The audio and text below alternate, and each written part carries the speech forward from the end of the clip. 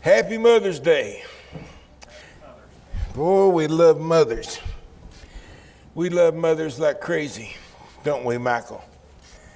I could sure see Michael. He looking good today. Vanessa's got that big hat on. Now, mamas are very important people, precious people. I remember when I was a boy, my mother taught me to always hug women and give them a kiss on the cheek whenever we met them. If we went to their house or they came to our house, most of the time it's family members or close friends. But I always do that every time. It's honoring them and doing that. Of course, I shake the hands of my uncle so-and-so. That's the way it was back then. We didn't call him by that first name. Go to the woodshed for that. It was always Uncle so-and-so. But I don't know. Maybe that's where I got my fondness for women. My mama may have drilled it in my head. But I've always had a very strong feeling for mothers, especially mothers, because of their sacrifice. It's uncanny to me how they got this built-in ability to do all the things they do. I've watched, BR do that stuff. If I had to do it, I honestly don't think I could. I mean, you talk about multitasking. My brain won't split that far. But you mothers are more precious than you'll ever believe. And I think that's important for you to understand, because in our day, motherhood has been slammed pretty hard by the feminists in this country. And unfortunately, a lot of people believe it. Right now, having children, they make fun of you for having children, wasting your life. You should be out there, building a career or something like that. You don't want to waste your life with kids. I guess only women that never had a child or probably doesn't like children would say something like that. Because if you ever have a child, I don't care if you're a man or a woman. I mean, you go through this experience you never dreamed of before. When I saw my kids when they first appeared, it just absolutely blew my mind. There's this automatic love you've got for them. I don't know how it happens, but it does. You've got this person you just now met, and you give your life for them in a heartbeat. It's weird. It's really weird. The relationship between parents and child is weird. You all know that. You got parents. Sometimes, unfortunately, I feel bad. Sometimes, unfortunately, some children don't have those kind of parents. But those who do, they know what I'm talking about. The love that exists between mama and children, and that's because you are so precious in their eyes. My mama's not here anymore. You younger ones, you got a mama. Be sure to let her know you love her, because there comes a day when you can't tell them anymore. And that's that. Always be sure to stay on top of it. On TV, they say stay prayed up. Well, stay loved up too. Stay loved up, telling people you love them, the people that you do love. The woman of noble character was written about by Solomon. The literal meaning of the word is a wife of valor. The word valor, according to Webster, means strength of mind or spirit that enables a person to encounter danger with firmness, personal bravery. You always heard about, you mess with a cub and watch out for mama bear. Well, that's true, ain't it? Somebody messes with your child, and mama bear is the first one on her hind legs. She's ready to attack. You don't mess with her cub. And that's what this is, encountering danger with firmness, ready to lay down her life for her own child. And she has this personal bravery. It's not her way of life to be so brave, but when her child might be in danger, see how brave she'll be then.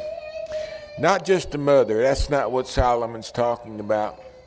He's talking about a very special mother, a certain type of mother. There are many kinds of mothers.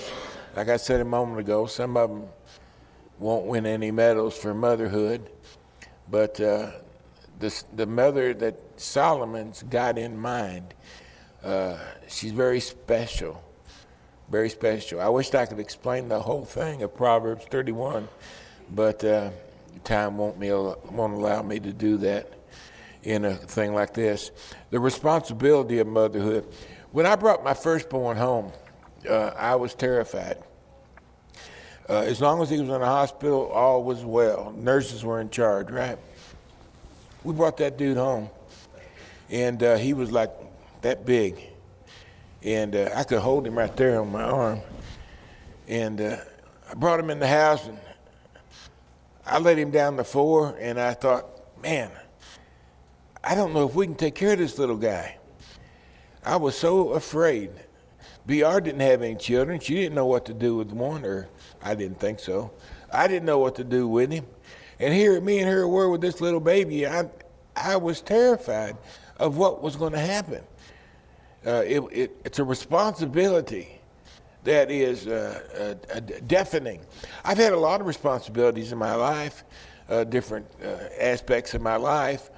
But I think one of the greatest responsibilities I ever had, if not the greatest, would be raising children. You're raising a person. You know, sometimes that's what bothers me about the feminists. They talk about women having children or wasting their life. They ought to be having a career. Man, this woman is raising a child.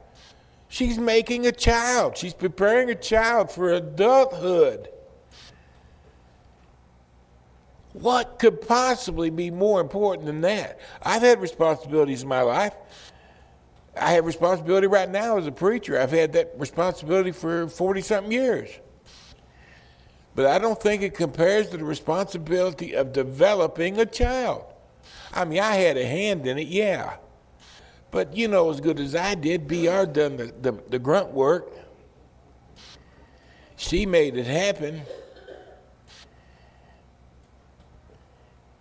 And I can't think of anybody that has more responsibility than a mother raising children. I don't care what they do. You got the President of the United States governing a country. Fine. The country isn't my offspring. There's nothing more important to me than raising my offspring.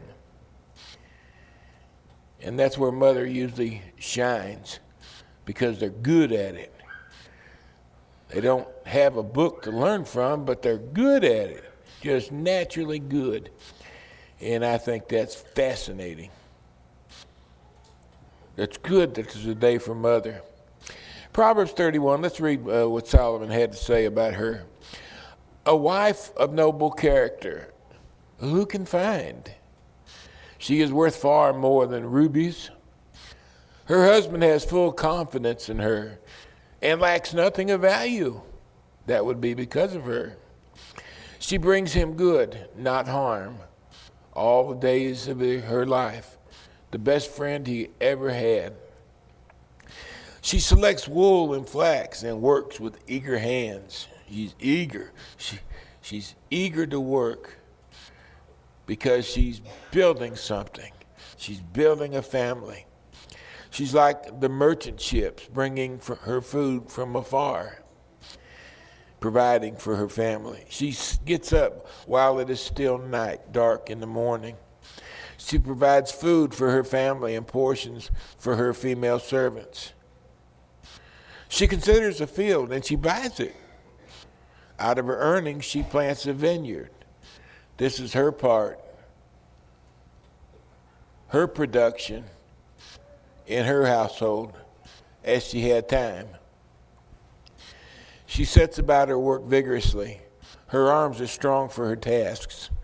She sees that her trading is profitable, and her lamp does not go out at night. She stays up late working.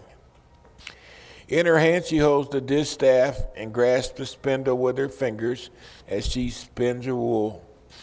She opens her arms to the poor and extends her hands to the needy. When it snows, she has no fear for her household, for all of them are clothed in scarlet. Scarlet means very well clothed because of Mama. She makes coverings for her bed. She is clothed in fine linen and purple. Purple always signifies either luxury or bounty, plentiful. Her husband is respected at the city gate. That's where court was held, more or less. The men sitting at the gate would make judgment on various problems, civil problems. He's respected at the city gate in large measure due to his wife, where he takes his seat among the elders of the land. She makes linen garments, and she sells them, supplies the merchants with sashes, her overflow. She is clothed with strength and dignity. She can laugh at the days to come. She has no fear. God is above, and all is well at home. She speaks with wisdom, and faithful instruction is on her tongue. She watches over the affairs of her household and does not eat the bread of idleness. Her children arise. They call her blessed, her husband also, and he praises her. Many women do noble things, but this noble woman, oh, you surpass them all. Charm is deceptive, and beauty is fleeting, here today and gone tomorrow. But a woman who fears the Lord is to be praised. Honor her for all that her hands have done, and let her works bring her praise at the city gate. I think that's one of the greatest praises towards motherhood that's found in Scripture is this section by Solomon. The mother, you can see, some people say a mother shouldn't work. Well, you see, this mother did work. She was providing for her family as she had time, as she overflow. She would provide for her family. Their situation was different than ours. We live differently than they do. But people, especially, well, I don't know, especially, probably been that way always. People have had to be diverse in the things they did because it takes doing multiple things in order to survive in this world. Sometimes the mother has to work because the husband's paycheck just isn't enough to pay the bills. And the mother helps by working and helping to support the family. And yet at the same time, she knows what her responsibilities are at home, and she cares for them, as does the husband, his own part. But the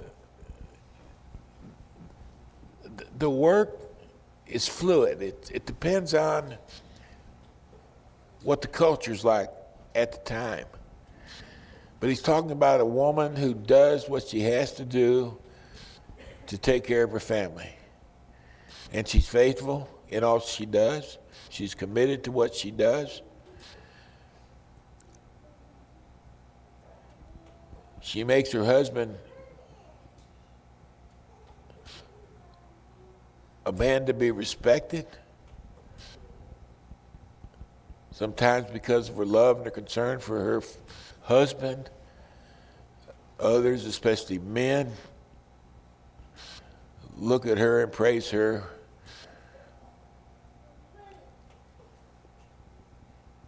Honor him because of what he has. I don't know of any higher praise in Scripture than this one. It sounds like she's perfect, which of course she's not. But this is a target that a woman could shoot for. Her children arise and they call her blessed. And that's what happens today, isn't it? Isn't that what Mother's Day is all about? Behold, the psalmist said, children are a heritage from the Lord. The fruit of their womb is a reward. And it is a reward. It was for me. Boy, it was a reward. Like arrows in the hand of a warrior, so are the children of one's youth. If we make a practical application of it, it would be something like this. Like arrows in the hand of a warrior, so are the children of a young mother. She's got a goal in mind for those children. She's got something that she wants to accomplish with those children.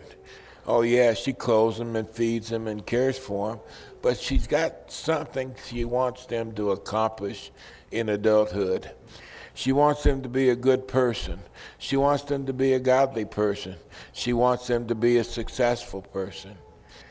And she works hard to help her children be all that they can be. And in a large measure, that's why children who become adults are what they are, is due to the input from their mother and their father. George Washington, this is a quote I use a lot because it's always meant a lot to me. He said, my mother was the most beautiful woman I ever saw. All I am, I owe to my mother. I attribute all my success in life to the moral, the intellectual, and physical education I received from her. I think that's a typical response from a person. If a man has the virtuous woman, for a mother, for a wife, it would be said equally. Minnesota Crime Commission report. I found this years ago. I forgot to note where I got it from. It is a Minnesota Crime Commission report, but I don't know what the root of it is. Anyway, here's what they had to say. Every baby starts life as a little savage. Now think about what they're saying. And keep in mind, the little baby knows nothing, right? They know nothing. A blank sheet of paper here. Every baby starts life as a little savage. He is completely selfish and self-centered. He wants what he wants when he wants it. His bottle, his mother's attention, his playmate's toys, his uncle's watch, whatever. He doesn't care. He wants it, and he wants it right now. Deny him these, and he sees with rage and aggressiveness, which would be murderous were he not such a helpless person. He's dirty. He has no morals, no knowledge, no developed skills. This means that all children, not just certain children, but all children, are born delinquent. You ever thought about that? You got to ponder it for a while. I mean, at first, you want to punch them in the nose. But when you think about it a while, it's frightening true.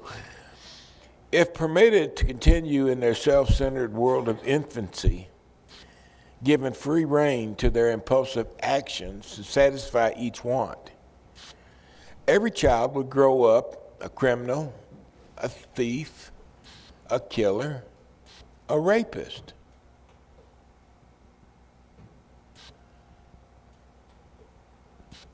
Now, this is my part.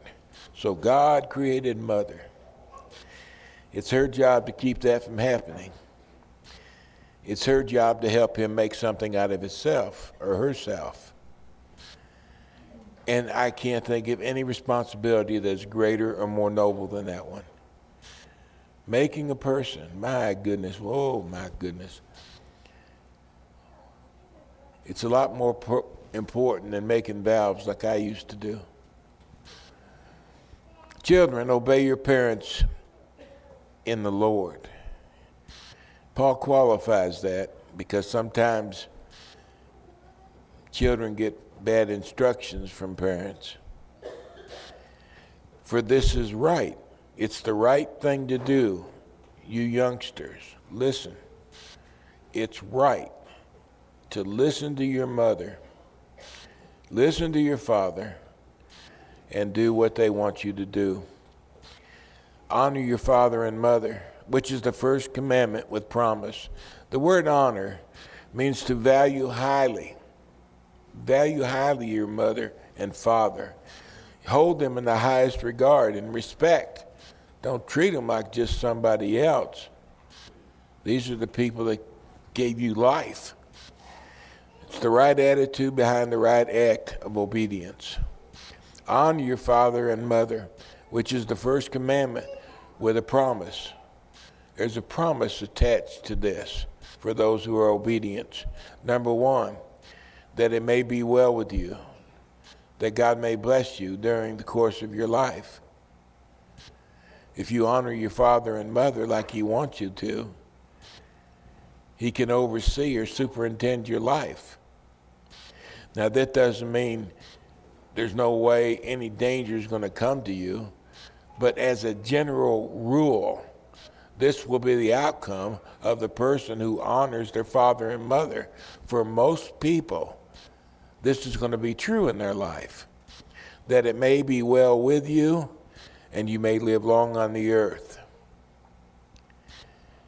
God will superintend your life as you live it. If you love, honor your mother and father.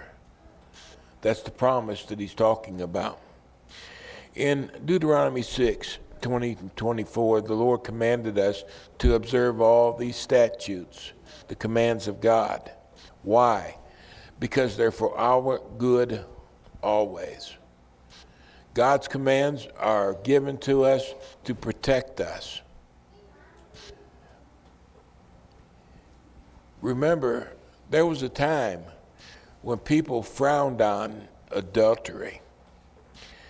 There was a time when people frowned on fornication. You weren't just supposed to run around with just anybody.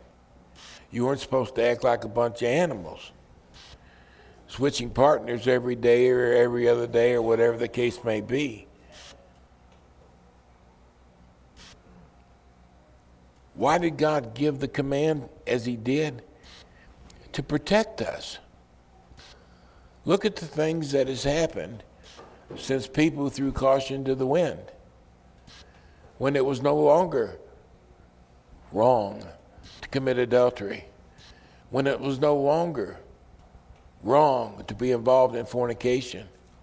How many people die every year because of the AIDS virus? And they're not going to say it, but we know it comes out of the gay community. It's where men do things they're not supposed to do with men. And it's caused many people to be sick and many to die. It's caused many innocent people to be sick because of their behavior, because they've been exposed to their blood, and it's been transferred to them. We've got a whole situation that shouldn't even exist, wouldn't even exist if it wasn't for people behaving like animals. God didn't just give the rules so people couldn't have fun, as one guy told me one time. God just doesn't want us to have fun. It ain't to keep us from having fun, it's to protect us. To protect us from those things that might hurt us. He wants us to honor our mother and father. Why? Because it's good for us. It helps to form who we become.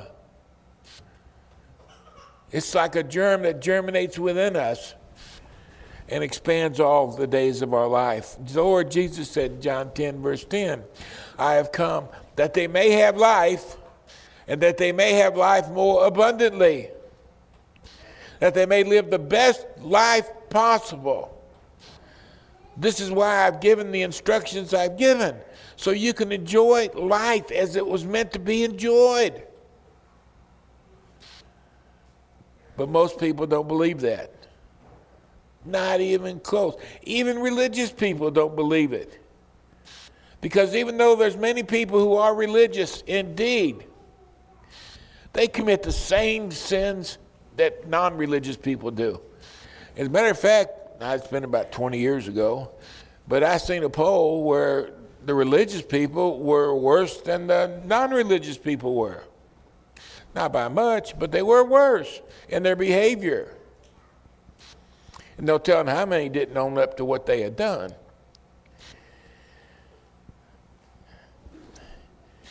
The Bible's not a rule book, a bunch of do's and don'ts.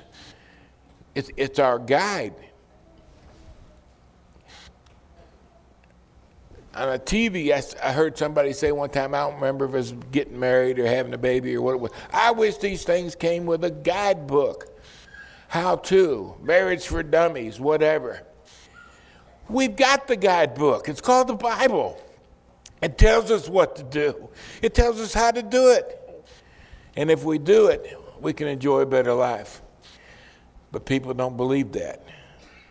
They don't like the do's and the don'ts. Because people want to do what they do.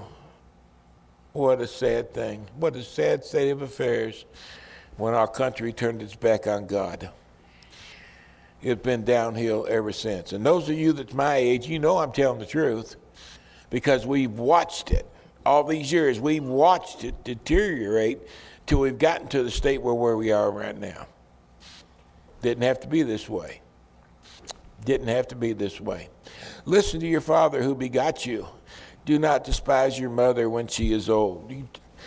This is their Medicare system.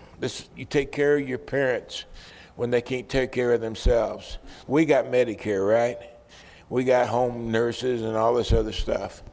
Back then, Mama didn't have anything. I've been in India, and I remember one woman over there, she had nowhere to live.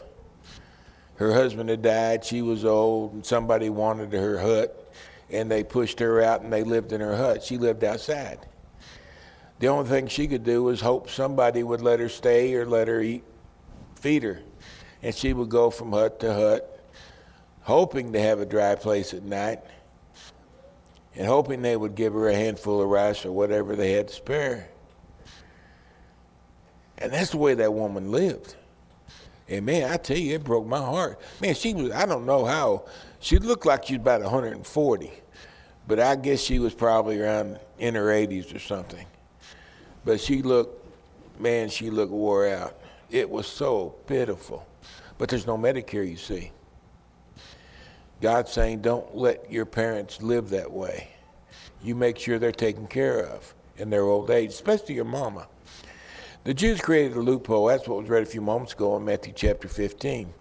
They said it was not necessary to take care of your parents as long as you make a one-time donation to the temple.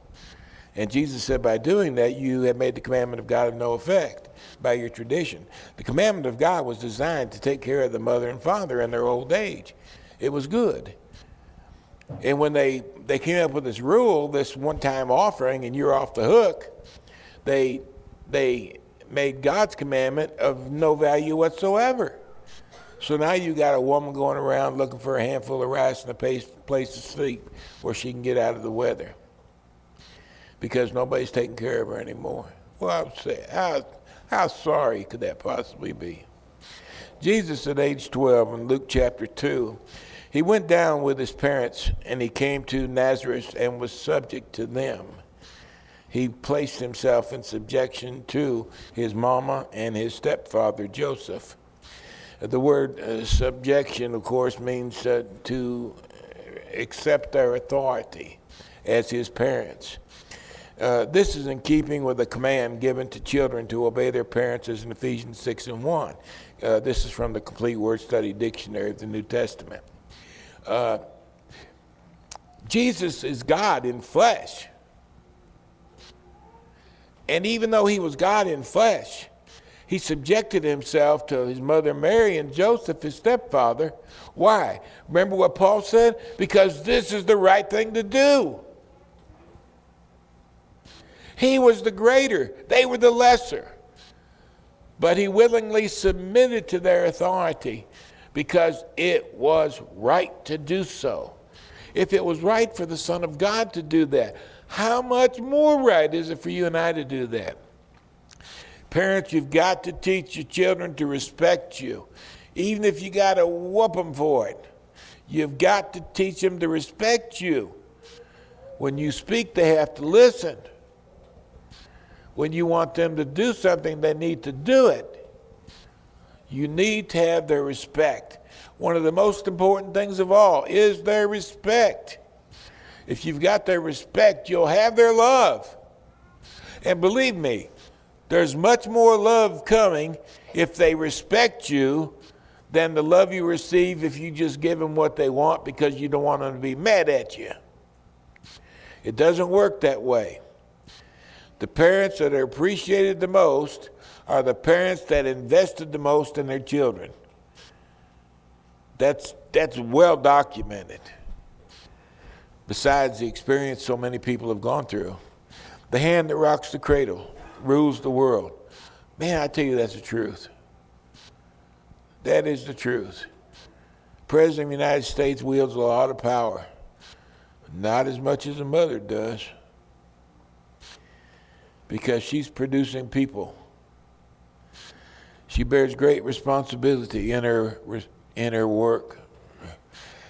Proverbs 31 says, honor her for all that her hands have done.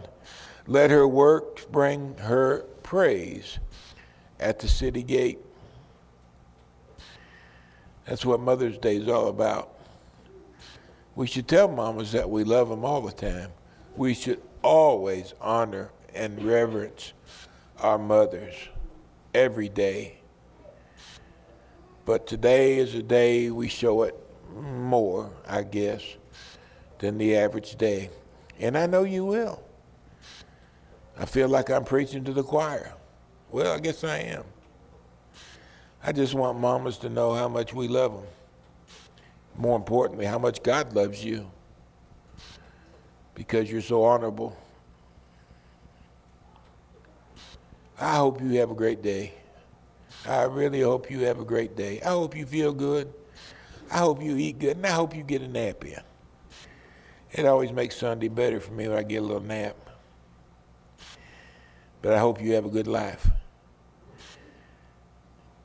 If we can help you in any way whatsoever, in obeying God or with the difficulties of life, please never be afraid or ashamed to talk to your elders. We're not only willing to listen, we probably can help if you give us the opportunity.